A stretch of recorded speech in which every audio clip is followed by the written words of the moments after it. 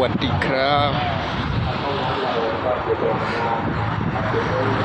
เดี๋ยวพี่ยินดีติดกูรู้ตัวเราเลยพลังสาม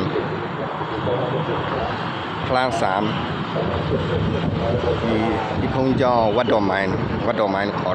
เห็นไหมพี่ยินดีติดกูชี้เลยขอป่วยเลยรอมดีแต่พี่เอ็งยี่เดียวยาวหนามยาวไปอีตอนนี้ก็เนี่ยเทเลตัวจีเราแทมาเราเนี่ยทีนี้เราเวสายเนี่ยเทเลวิจิเราบอกจะมีอะไรสิพระบรมราชชนนีพันปีหลวงเมื่อวันศุกร์ที่24 ตุลาคม พ.ศ. 2568 นั้นตัวพระพุทธเจ้าขอน้อมถวายความอาลัยแด่พระเจ้าสิริกิติ์พระบรมราชชนนีพันปีหลวงด้วยความสัตย์ในพระบรมพลังสามเนาะพลังสามวัดดอกไม้มาบ้าวัดดอกไม้มาข้าพเจ้าคณะสัญญาพี่เอ็งยี่เดียวเวลุยาเนาะ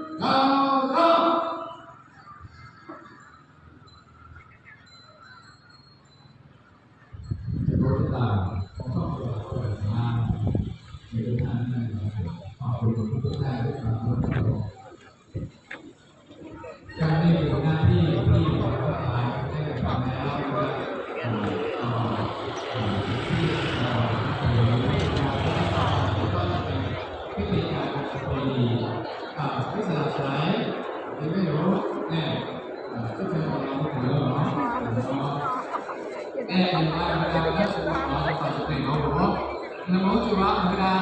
ดูน้องกลูดูน้องปีชาเลยกับพระแน่พระเนี้ยต่างได้จะสอนช่วยน้องปีมาสุขภาพ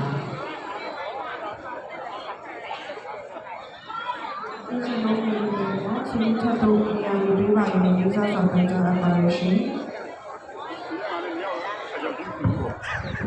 你拿那么多啊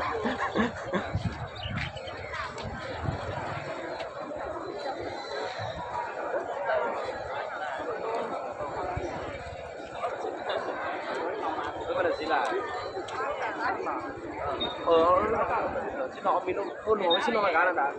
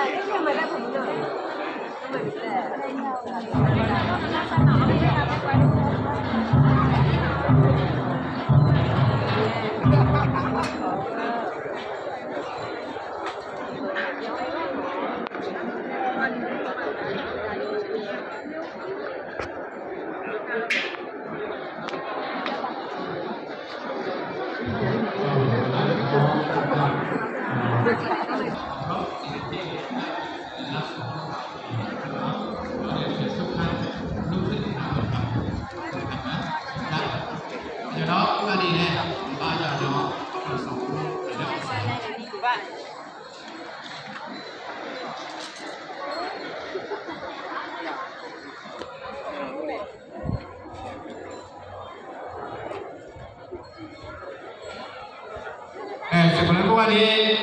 โอ้กัน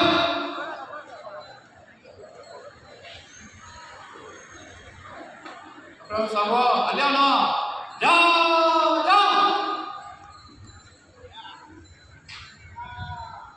โอ้โหเราสาว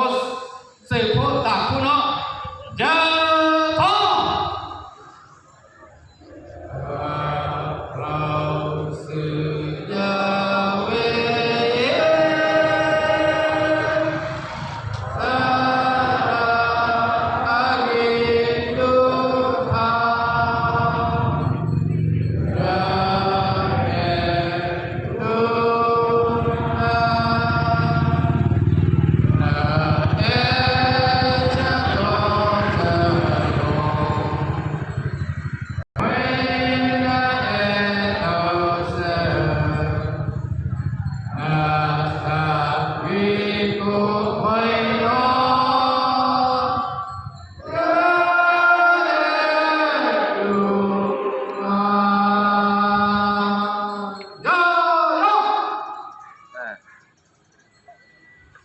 โอ้โหโอ้กล้องจะมารับวันที่สามใส่คนเจ็ดแต่ว่าวันที่สามชื่อหนุ่มกระสายครับก็ขอบคุณนะครับทุกท่านนั่งลงได้แล้วนะครับนะส่วนเพื่อนๆนะครับที่ไม่มีที่นั่งก็